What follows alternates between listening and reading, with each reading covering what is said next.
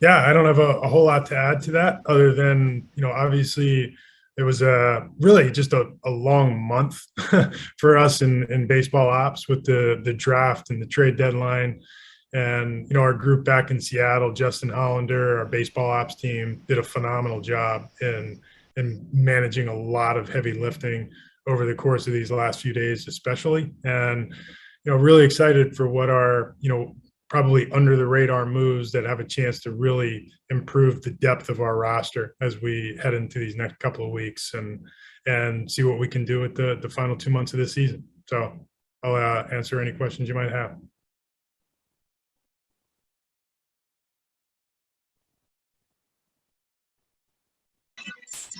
Jerry, how would you kind of assess this deadline compared to years past? Just the dynamics of it and everything. Anyway, I wasn't able to make that out. He asked how would you assess the deadline. Yeah, sorry about that, Jerry. Just like how would you kind of assess this year's deadline compared to years past and just the dynamics at play and maybe some of the challenges you guys face? Yeah, I mean, the deadline in total was no different than any other deadline, really. It was like is typically the case. You saw some sizable moves before the final day, and today, I guess the big difference being that I think we were all taken aback by the big trade with Juan Soto, but pretty active all in all, and as is usually the case, a lot of bullpen guys changing hands at the very end, and today was a fun day to watch what was happening around the league, and we had our fingers in a lot of different pies throughout the day, and ultimately came away with what we did, but didn't see any notable difference other than perhaps the first couple of weeks of the month were slower than normal, as I think as a result of the draft meetings, etc. Jerry, how much did the fact that you have guys coming off the IL affect how hard you went after a bat, and how much did that play into it? It played into it in a big way for us. The biggest thing that sometimes gets lost, or glossed over when you think about all the magical things that you can do during a trade deadline is you only get 26 roster spots, and these players have to fit and coexist on a roster. And knowing that, we anticipate having Ty France back in action, tomorrow or Friday, the latest. We anticipate Julio rejoining the team when his 10 days are up, all things, trending in that direction. We do expect that Mitch is going to be back very soon. And we obviously just got Kyle back more recently. And Demo is also trending so where he should be active at the 10th day, when he's able to come off. And with both Diego Castillo and Ken Giles, we feel like they are tracking, maybe a week out from where we are today. So we do look forward to getting a pretty big, I guess, influx of talent back from the IL, in addition to the three players we added today, plus Luis Castillo. So all in all, a pretty productive time for us. Sans the obvious, which is playing a pretty rough road trip right now with a beat up and somewhat undermanned roster. Can you walk us through how those three pieces fit for your roster and how you want to use them? Yeah, first with Jake Lamb. Jake, he brings left-hand bat. It's experience. He's played a bench role in years past. That's where we see him fitting in on our club. He can play the corners, DH. He has performed very well against right-hand pitching this year. So it gives us a nice offset with the right-hand bats, as Mitch comes back with Kyle Lewis as an offset for Dylan Moore and his right-handedness. We feel like he fits in that type of matchup role. Curt Casali fits that veteran backup catcher who he works very well with pitchers. He's got some know-how. He's played in the postseason. It's he fits what we do and how we do it. And we feel like, adding Curt also gives us someone who's very familiar with Luis Castillo. And not sure right now when he's trending to return to the roster. He's currently on a rehab assignment in AAA. He won't play tonight, but he will pick up and start playing again tomorrow with the Rainiers in Sacramento.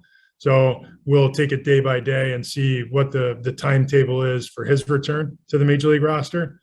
And as it pertains to Matthew Boyd, a little clearer. He throws a simulated game tomorrow in Sacramento with the Rainiers. We'll assess where we are at that point. And our expectation is that early next week, he'll start a rehab assignment of his own. And sometime in the next 2 to 3 weeks, we'll have him back on the Major League roster as well. Very likely in the role of a multi-inning reliever. And, it's something that was we were looking to acquire. So fits well. Jared, beyond Casali having the knowledge with Castillo, how important was it to kind of, spell Cal Raleigh a little bit as he kind of finishes out his first full big league season? Pretty important, and we think Curt's makeup, the way he goes about it, he really takes great care in his game prep and working with pitchers, which is another, I think it's a big plus for us. Very much similar to, what we lost with Tom Murphy not being with the team regularly. And Curt does bring that. That's something that I know, has been a huge factor in Cal Raleigh's growth, is how much he has embraced that. So, having someone who's been down that path and understands the value of that kind of prep is pretty big for us. And, Cal's playing regularly. And when I say regularly, he plays every day in some way, shape, or form, whether it's, the full game or subbing in late. And, we do want to take some of the load off of him. Obviously, it's not been a great go for LT, but, with Curt on board, whether we carry 2 or 3 catchers, whatever we do with the back end of our roster really does give, Scott and the staff the ability to give Cal a blow. And, Cal's a switch hitter, so it's tough to figure out when the easiest time to do that might be. But Curt Casali has a pretty good history versus left-hand pitching and is having another solid year from a hitability standpoint versus the lefties. Hey, Jerry, does any of the calculus with Boyd, this is getting way ahead of things here too, but maybe that he's someone you could retain beyond this year and be in the mix for next year? Yeah, sure. I mean, it's something we have been down this path a number of times with Matt Boyd, be it inquiring with teams that he's played for in the past about the potential of acquiring him in a trade. It was touching down with them this offseason or last, just in the effort to bring him to Seattle. We've always liked Matt, and he's got that high riding fastball. It fits the way we like to go about putting together a pitching plan. Obviously, a native of the Seattle area. We made it a priority today to acquire all the lifelong fans of the Mariners to try to be with us as we attempt to break the 20-year playoff drought. So I know both Jake and Matt were overjoyed with the opportunity to be here for these next 2 months and see what it leads to. But sure, 2023 and beyond, always part of the equation. But we know what we're getting with Matt Boyd in terms of who the person is. It's that much was a slam dunk. Jerry, can you give us any insight into how deeply you got into the Soto talks and what you think of the package that was ultimately made for that trade? Yeah, we didn't get too far down the road. The way it went with us is, like we are prone to do, we check in with everybody on everything and make sure that there's, we've turned over all those stones. And we did that with the Nats on Soto. And pretty early on, we understood that the asking price was just going to be too much for us to bear. So we moved on and focused on other things. And, obviously the most notable was we focused on Luis Castillo and made it a priority to bring him to Seattle. But as far as the Soto deal goes, I don't know about you guys. That's the biggest trade I've ever seen. That's it's phenomenal on both ends of it. And, I had a feeling in other conversations this morning that's something that might be trending. And I was fascinated when I saw the quality of players, the fact that another all-star player and Josh Bell is also headed to San Diego. It's just, that's a big move. That's we're going to win the World Series type move for the Padres, and it's a one-stop shop rebuild and organization for the Nats. So kudos to both ends. I think they both got what they were looking for. Hey, Jerry, Jerry, just to beyond confirm, you Soto- said Boyd was going to be a reliever, or you plan to put him in the bullpen? Yeah, we don't know that there's really going to be enough time between now and the end of the season to build Matt up to be a consistent, every fifth day starter. So we're going to send him out on his rehab. Would like to build him up to, to that, in an ideal world, to that 60, 70 pitch limit or threshold.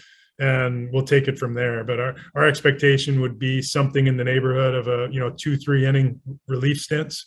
And if that's what he can do for our team over the season, the final 6 weeks of the season and potentially into the postseason, that'd be a terrific add for us. Jerry, without asking you to completely tip your hand, but on kind of building off of Larry asked about Soto, were there potentially other big time impact trades out there that you guys were in on potentially, but the asking price just was a little bit too high? I think we showed we weren't particularly shying away from high asking prices. It's we went out and we identified the players that we thought could really push us to a new level, and we prioritized players who were going to be here beyond just 2022 in whatever way we could. So, take that for what it's worth. It's whether it was Luis Castillo, others on the market that were under club control beyond just this season. That's where we focused our efforts. And for the most part, our priorities, as I said, going in, were in order: adding impact to our starting rotation, finding depth for our roster, particularly, addressing backup catcher. And then we tried to be opportunistic. And I think for us, we addressed the three things we wanted to address. And I would say Castillo being the impact in our rotation, Casali addressing backup catcher, and then Lamb and Boyd becoming the opportunity that and I do think that in very sneaky ways the positive platoon factors that come with Jake Lamb and Curt Casali do make us a deeper 1 through 26 team. And the sneaky upside that comes with Matt Boyd in that type of role, where we can just let him, when Matt goes out and lets it hunt, his fastball is a special pitch. And that's something that we hope we see a lot of, and as we get into late August and September. So your bullpen was pretty beat up. You're carrying 6 starters right now. I know you have the doubleheader on Saturday. How are you going to work beyond that with Castillo? See, we've got the doubleheader, which will allow us to carry an extra man, and that almost certainly that will be an additional reliever for us. With the bullpen being as beat up as it is right now and pitching the types of innings that it's pitched over the course of the last, let's call it really since the break ended, having an off day on Thursday could probably not come at a better time unless that day were today. We need to give these guys a blow, and they've been running hard since the break. But we figure with an off day on Thursday, being able to add the extra man on Saturday, and looking at the potential of having Diego and Giles back the following week really does give us, we have in-house answers that we feel like are right there. So, with the way this set up, and also understanding that I think almost every week or every week for the remainder of the season, we have an off day. So we're not going to have to run the crazy schedule that we have run this year with big trips to the East, 20, 21 straight games before you get an off day.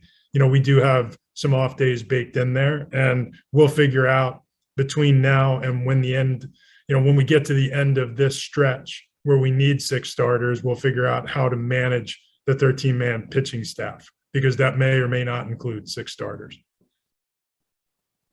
So you're still kind of going through scenarios on that then, and how you want to do it. Sorry, Ryan? You're still kind of weighing different scenarios on how you want to work the 6 starters beyond this next week. Yeah, we've got a couple of different scenarios. Obviously we have some favorites that are lined up, and in order to put those in motion, first we need to make sure we get to the end of this run of schedule with all of our starters healthy before we can really determine which way to go. But knowing that we have the doubleheader on Saturday, we were going to go through, after acquiring Luis on Saturday, the previous Saturday, we knew we were going to go through a stretch of at least 10 days before we needed to make a decision finally on how to manage it. Because, with the doubleheader in there and the off day, you were going to need 6 starting pitchers at least, 1.5 times through the rotation. So we've got a pretty good idea about the way it's going to go, but we're going to wait and see, how everything finishes up this weekend at home before we make a final determination.